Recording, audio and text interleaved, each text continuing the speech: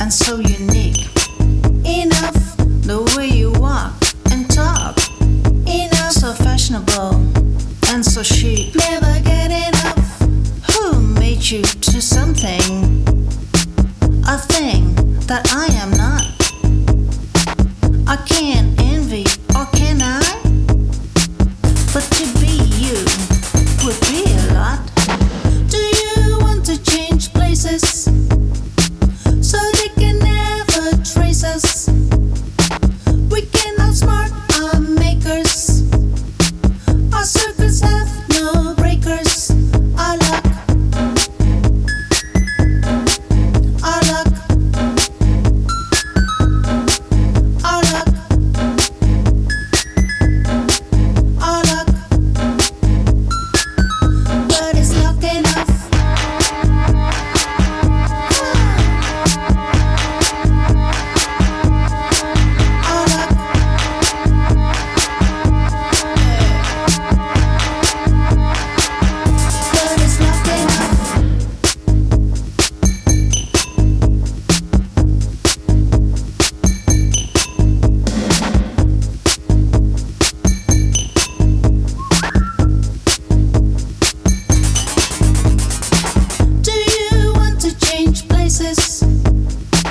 Maybe we could trade faces.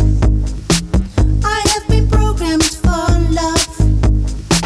My circuits never get enough, enough, enough, enough, enough. Never get enough. How is it to be you? Enough to be so wonderful and so unique. Enough the way you walk and talk. Enough so fashionable, also chic. Never get enough. Who made you to something? A thing that I am not. I can't envy, or can I? But to be you would be a lot. Do you want to change places? So they can never trace us. I have been programmed for love. My circuits never get enough, enough, enough, enough, enough. Never get enough. Welcome. The song you just heard is How Is It To Be You by Truus de Groot, who I have here just beside me, and Cosmo Vitelli. And the reason I wanted to start with this is how I know you through this song. And I played it a few times here in Vera during the party that I throw here. It's called Pau. And I thought it would be a nice opening, It's an excellent opening. Yeah. Yes, and also to confess that I don't know that much about you yet. I got to know a lot more because I saw you were on the program and I recognized the song, and that got me interested. Like, who is she? Like, I know a few songs, but who is she actually? That she gets to play hybrid, and then it turned out you were such an icon. An icon. Oh. Yes, absolutely. Wow. The Do I get a medal for did, that? No, but the things you did, like at the brink of Doomar and some other bands that our audience might know. So that brings me to my very first question. Do you get this more often because I feel like you chose every time you got to make a choice, you chose the underground choice. Yeah. And now you are very important and an icon, but maybe not that known. Did I get that right? Yeah, you got it right. A lot of people do say I fly under the radar. Yeah. Because, I don't know. Maybe I'm not so super great at self-promotion or tooting my own horn.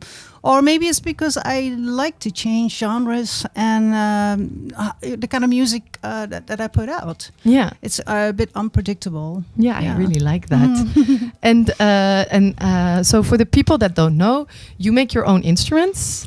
Well, yeah, I design them. I don't actually solder the little things together, but I work with really talented young electronica guys, and I tell them kind of what I want, and then we go back and forward, and until we get the correct product. Yeah. But it's a lot of work. Yeah. And you were quite a pioneer on something called, if I remember this right, kraakbox. Crackle synthesizer for the kraakdoos. Those. Okay. Yes, which was invented by Michel Wijsvies. Yeah. And I got to meet him, and we kind of became big friends, and he kind of became my mentor a little bit. Because before that, I was very experimental, but I was just, I didn't have a thing like a Crackle synthesizer or synthesizers. I was just goofing around with toy instruments and anything that I could put my hands on. And, being broke, you didn't have a fancy keyboard or synthesizer or anything like that. But the other thing that, when I saw him play, it didn't have any chords. It didn't have any kind of, anything, no predictability. So that really spoke to me. Nice. And I thought, that's for me. Wow. I feel like I have seen somebody play it here in Groningen way back when. I think it was 2013. He also makes his own instruments. You might know him. His name is Casper van Hoek. Yeah, I've heard of him. Yeah, I think, yeah. And then I find that so creative and inspiring when people make the best of having less. So when you don't have the money, I feel like that makes people more creative. Well, I always say it's not what you have, it's how you use it. And that kind of goes for everything. You could have a really fancy setup and everything, but if you use it like, kind of boring without daring anything, then you can have anything, it's not good. But you have to make make it creative. Nice. So I have a few songs that you sent to me that I have sort of prepared. Mm-hmm. Is there anything you would like me to play right now? Maybe something from Billie Holiday, because I saw that twice. Oh, yes. Yeah, well, you asked me very specific questions, and one of them was this song, like a political, a political statement. Well, certainly, Strange Fruit is one of the most strongest, and it's out there. And it'll be hard not to be touched by this song, and especially the way she sings it. Yeah. Also. And why does this resonate with you so much? Because there's so many political songs, but why choose this one? Well, because the pain is in her voice, like nobody else can sing that like that.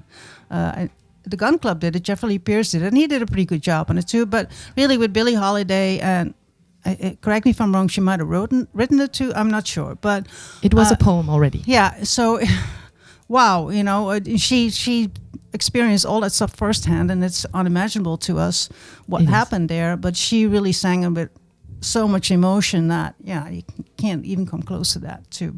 You have to feel it. Yeah. Well, let's feel it. Mm.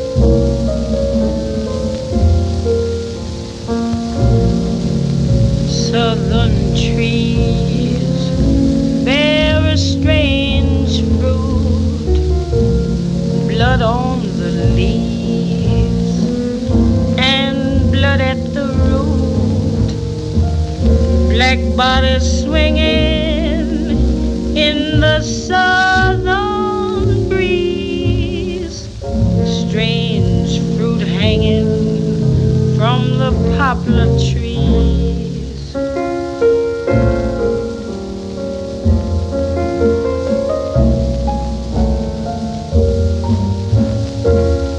Pastoral scene of the gallant South,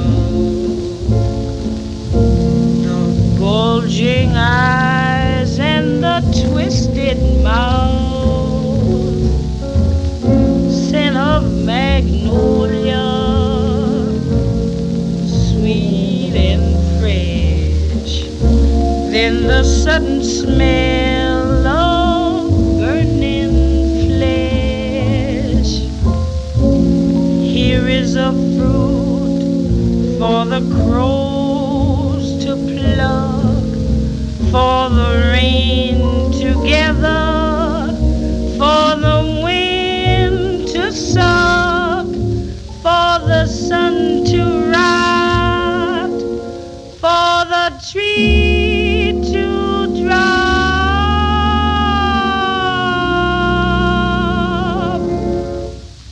Here is a strange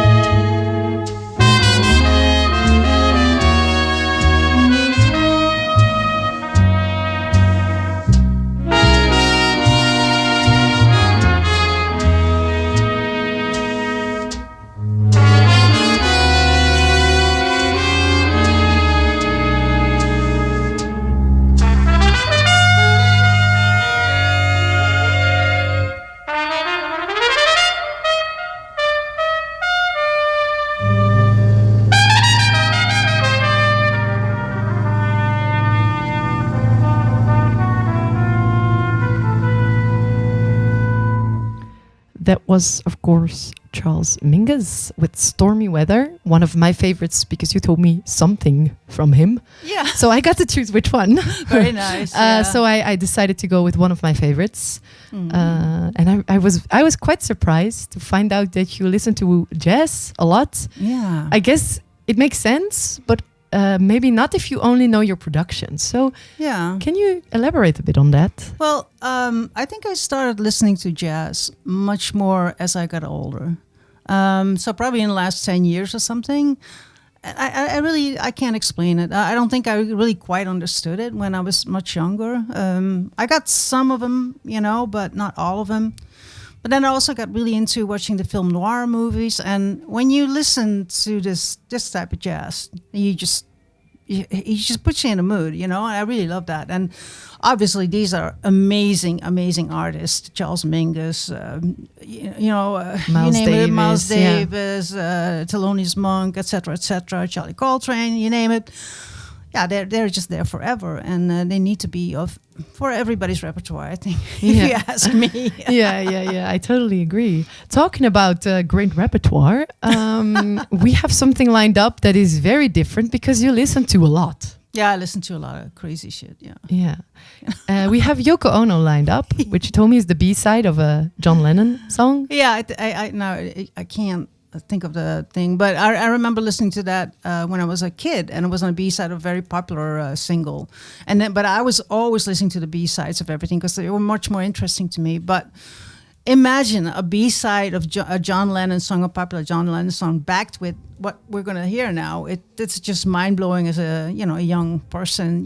What the heck is going on here? And everybody's kind of laughing about it, but it made an impression on me because here's this person that's doing something really wild and crazy, and she doesn't, and it's in rock. It didn't make any sense to me, but it did. And when I started, looking more into Yoko Ono, I was thinking like, wow, she's interesting, because I was never formally trained in music or anything. So it just kind of gave me the green light to go like, oh, hey, I can do that. Nice. Oh, that's beautiful. And what type of music did you listen to back in that age? Was it mostly rock? No, I think it was all everything pretty much. And also because we had a very small room in a family of 5, so everybody had their own music taste. So there was only one pickup. So my brother played all the glitter stuff. My sister played musicals like the West Side Story and God knows what. And my mom Loretta Lynn and Glenn Miller. Oh, yeah, that's Dad really liked very opera. broad. So everything was played. So but I liked everything. Nice. Curious. Just a curious mind, I guess. Yeah. Well, let's listen to the Yoko Ono song. Oh, yeah.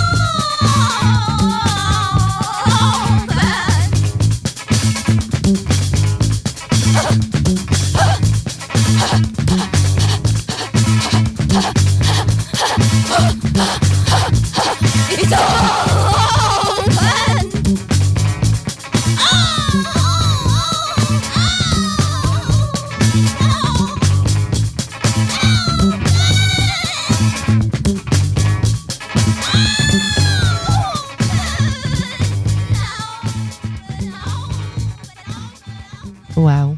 Yeah, wow. I used to torture my brother with that, where I would just imitate her, and then just walked around the house like, Oh, really? Oh, that's awesome. And this made you think of some song of yourself that you would like to introduce? Yeah, well, actually, this Yoko Ono came way back it was even before I started music and everything.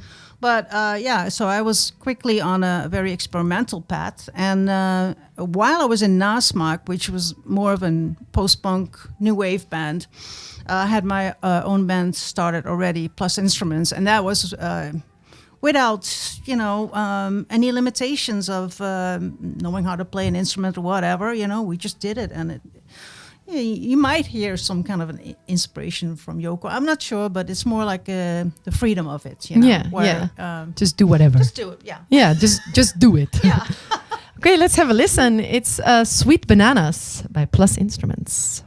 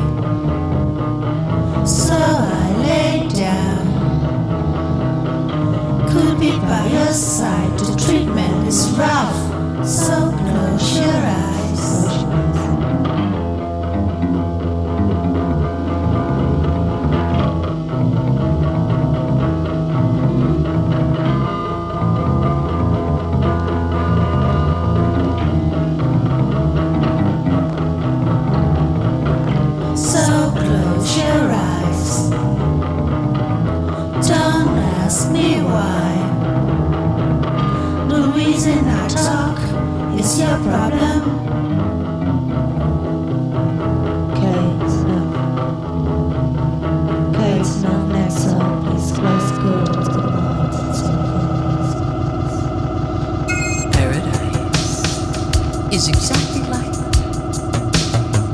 where you are right now, only much better. Saw this guy on the train, and he seemed to have gotten stuck in one of those abstract trances, and he was going, and Fred said, I think he's in some kind of pain. I think it's a pain cry. And I said, pain cry? Then language is a virus. Language, it's a virus. Language, it's a virus.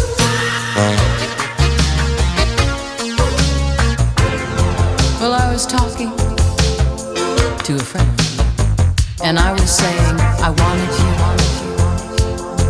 And I was looking for you, but I couldn't find you. I couldn't find you. And he said, hey, you talking to me? Or are you just practicing for one of those performances of yours? Hot language, it's a virus. Language, it's a virus.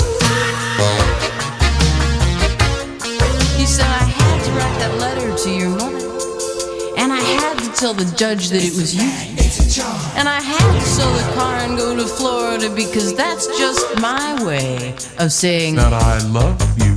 had to call you at the crack of dawn and list the times that I've been wrong. That's just my way of saying that I'm sorry. It's a job. Sorry. Language. It's a virus. Language. It's a virus.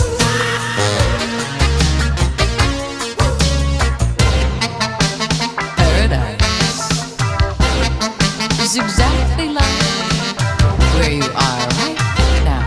Only much better. It's a shipwreck. It's a job. You know, I don't believe there's such a thing as TV. I mean, they just keep showing you the same pictures over and over. And when they talk, they just make sounds that more or less sync up with their lips. That's what I think. Language, it's a virus. Language, it's a virus. Language, it's a virus. Well, I dreamed there was an island that rose up from the sea, and everybody on the island was somebody from TV. And there was a beautiful view, but nobody could see, 'cause everybody on the island was saying, look at me, look at me, look at me, look at me, why? Because they all lived on an island that rose up from the sea, and everybody on the island was somebody from TV. And there was a beautiful view, but nobody could see, 'cause everybody on the island was screaming, look at me, look at me, look at me, look at me, look at me. Paradise is exactly like where you are right now. Only much better. Yeah, so I asked you what some of your peers or people in your surrounding or in the industry are that you like, that inspire you now or that you look up to. And you told me Laurie Anderson. Well, I like the longevity of her career, and I also like how she started out, but always she kind of stuck to her own thing very much. Yeah. And it's completely original, and there's always a great dose of humor in her stuff. And I don't know, I really admire that. And she's not trying to be like anybody else, really. I don't know. I really like her. I don't know what to tell you. No, and it's I've great. seen her. I was even shared a stage with her in 1979 or something like that with Michelle Weisfries, and it was, she's a totally wonderful person. And I don't know. I like that kind of thing, you know. Yeah. Well, I was totally happy to see her name in the email. I was like, I Yeah. love Larry Anderson. Yeah. I was like, and again, you didn't give me the title of the song, just something by her. Yeah. So I love that I got to play, like, to share this with you. Like, Right. she's still being enjoyed a lot by a lot of people, Yeah. and this is my favorite song by her. It's a difficult question anyway, you know, who inspire you, because so many people inspire me, but Yeah. I just had to think of her from Yeah. the top of my head. Yeah, well, I think top of your head is a great way to go. Yeah. We also have somebody else prepared, PG Harvey. Yeah. Is there anything you want to mention about that, or should we just listen?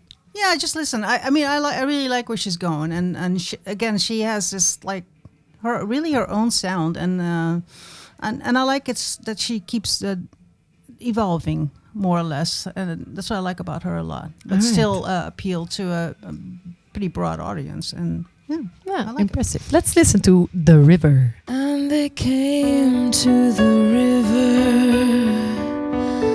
and they came from the road, and he wanted the sun just to call his own, and they walked on the dirt, and they walked from the road.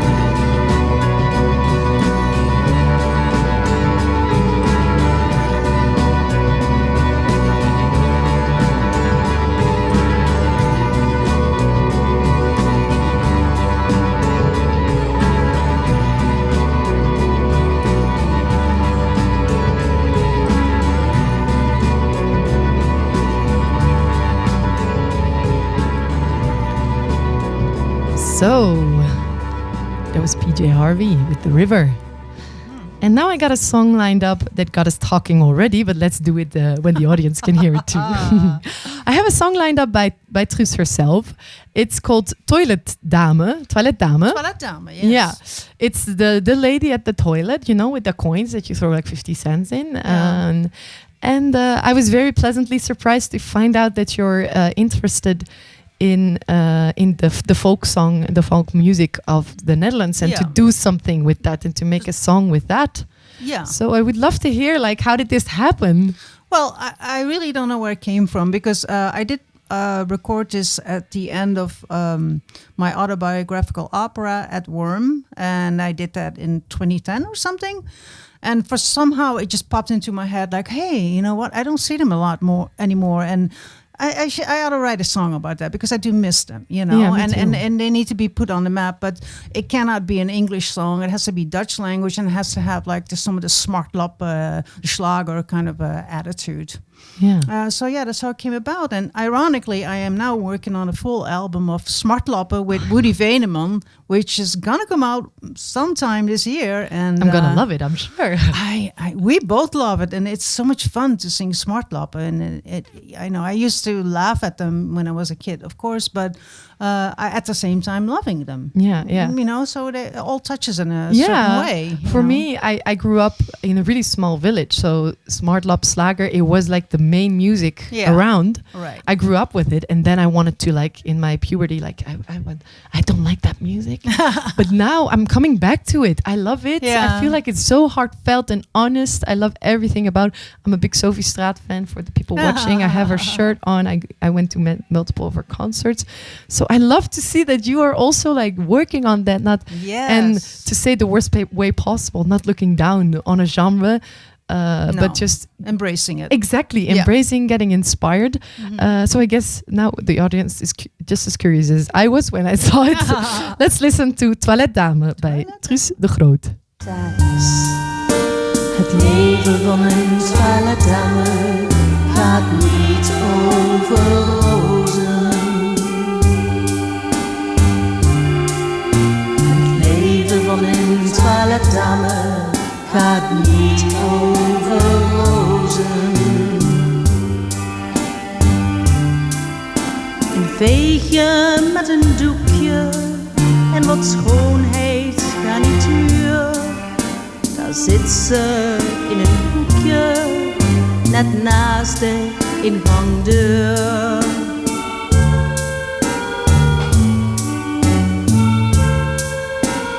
Maar het leven van een toiletdame gaat niet over rozen.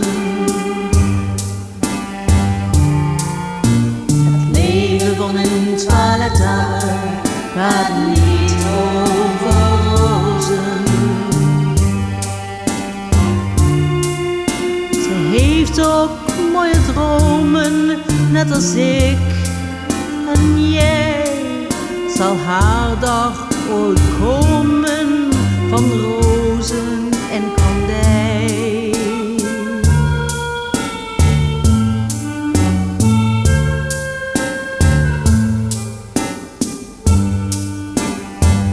Toiletdame,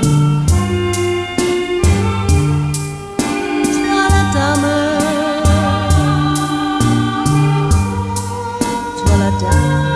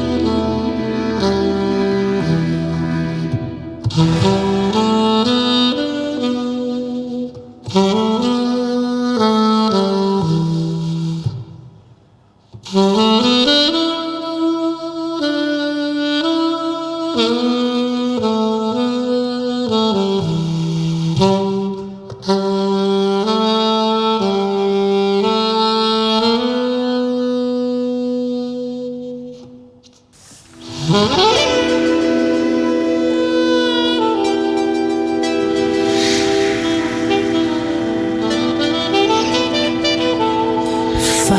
me down at the bottom of the barrel, where the sun doesn't shine and no one is kind. That's where I shall be,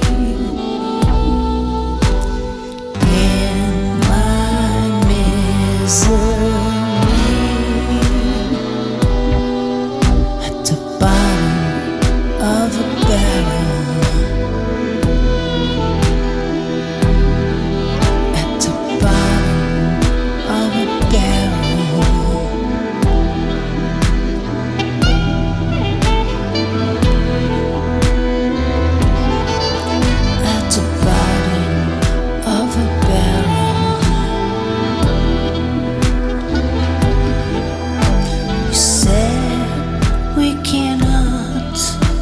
Together,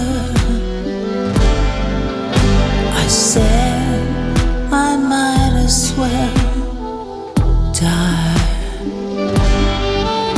She find me alone at the bottom, crying for you all the time. At the bottom of a barrel. That's where I will be, in my misery.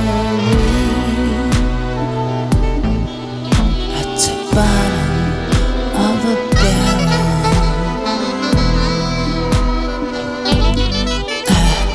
Bottom of a barrel.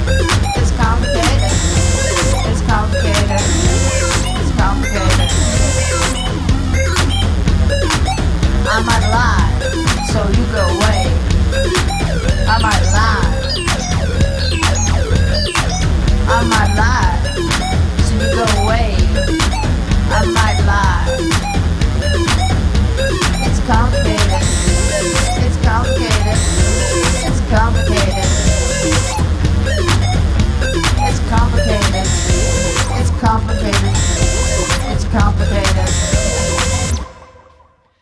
It's complicated. It is complicated. So what we just did there was totally on purpose.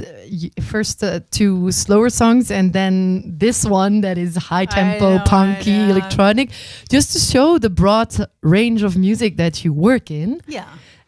So please tell us about that. Like, how is it possible to, with a band work together and make all these different types of music? How does that one go about that? I don't know, but yeah, you know what? It's complicated. What can I say? No, really seriously.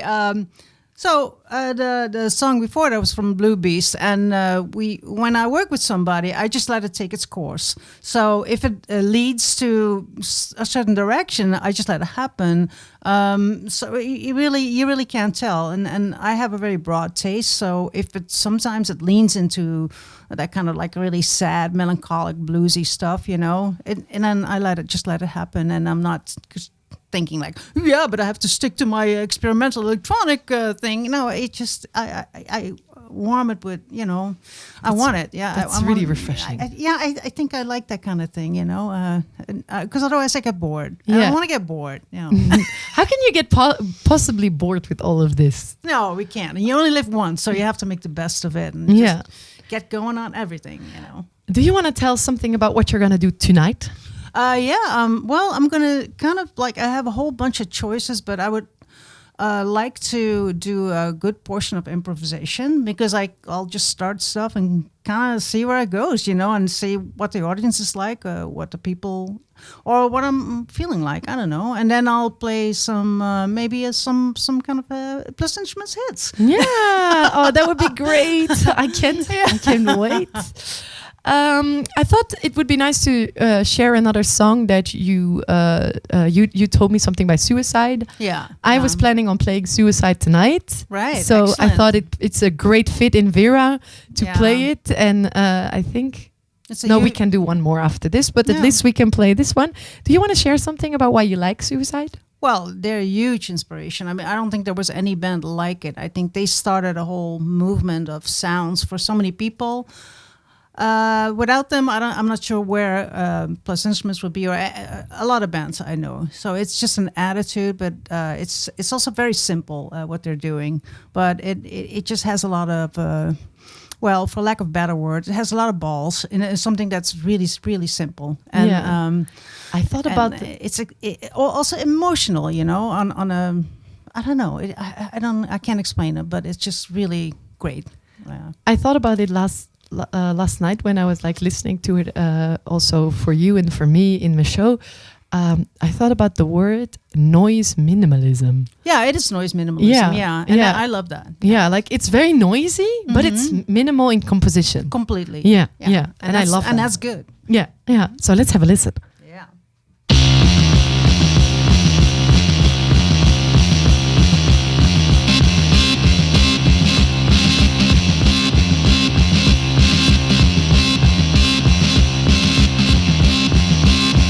Ghost rider, motorcycle hero.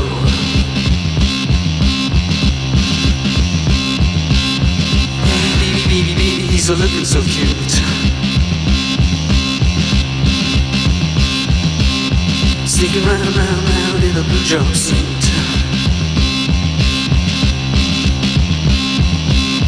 Ghost rider, motorcycle hero.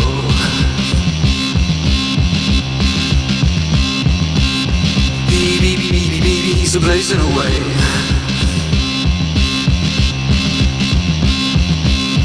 Like the stars in the universe. Ghost rider, motorcycle hero.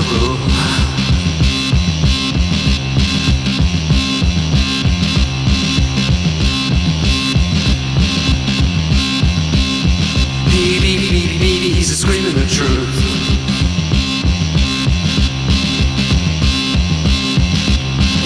America's killing its youth.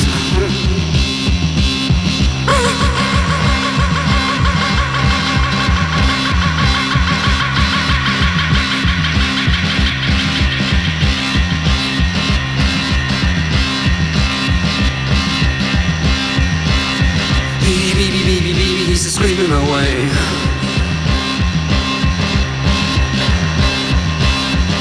America, America is killing its youth.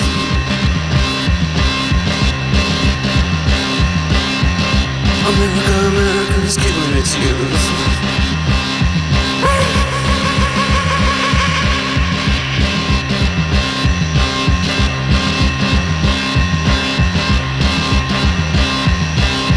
Ghost Rider,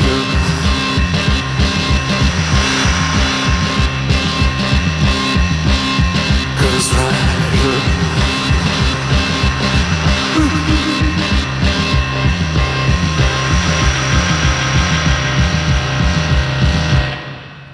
So awesome. Oh man, I can listen to this all day. Me too. Just play it nonstop. Yeah, me too, totally. Like, let's go.